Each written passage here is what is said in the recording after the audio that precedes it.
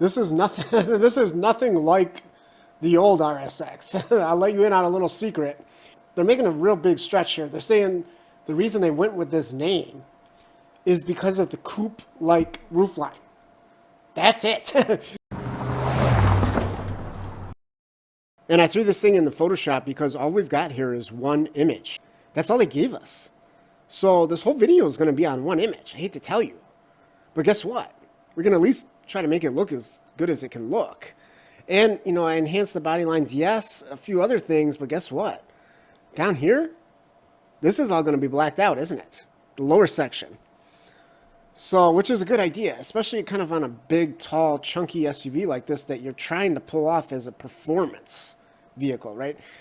Basically, the black trim will make the body color, the painted section, look smaller, which will, you know, make the car look more athletic, lightweight.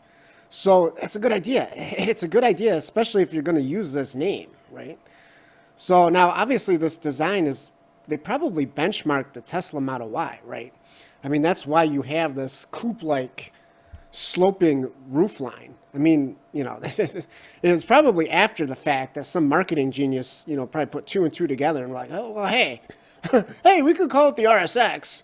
So, you know, that's probably the real reason. And of course, the reason that the Model Y has that roofline is for aerodynamics. Yes, you know, to reduce drag, to reduce the size of the wake coming off the rear of the vehicle, you want to have the smallest rear end possible. And with an electric vehicle, you know, aerodynamics is key. So, of course, that's probably what they were thinking with these vents, too, these fender vents. But the problem is, you know, realistically, are these going to be functional? Probably not. Probably not. I mean, I'm sure that's what the designers intended. You know, as soon as the bean counters got word of these things, you know what happened. But yeah, I guess you could say there's probably other reasons as well, like especially on the front door here. You got to be able to roll down the window. You know, a lot of times these companies want to put a big speaker right in there. So, and who knows, there could be increased road noise if these were actually functional, you know, if these actually connected to the wheel wells, you know, through a duct. And the reason you actually want to have that for aerodynamics is because it does help reduce the low pressure area in the wheel wells, which is a big source of drag. So, yeah, in theory, this would be functional and, you know, it would work, but I highly doubt that we're going to get these functional. That's probably going to be a bunch of fake vents, which is unfortunate.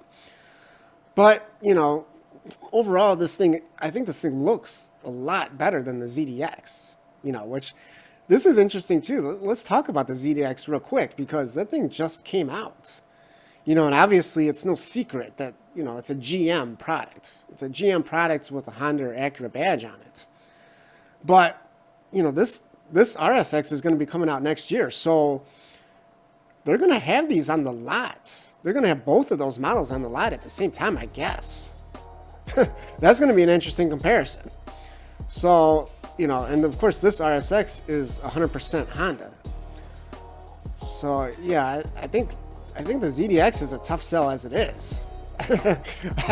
Good luck selling any of those once this RSX arrives.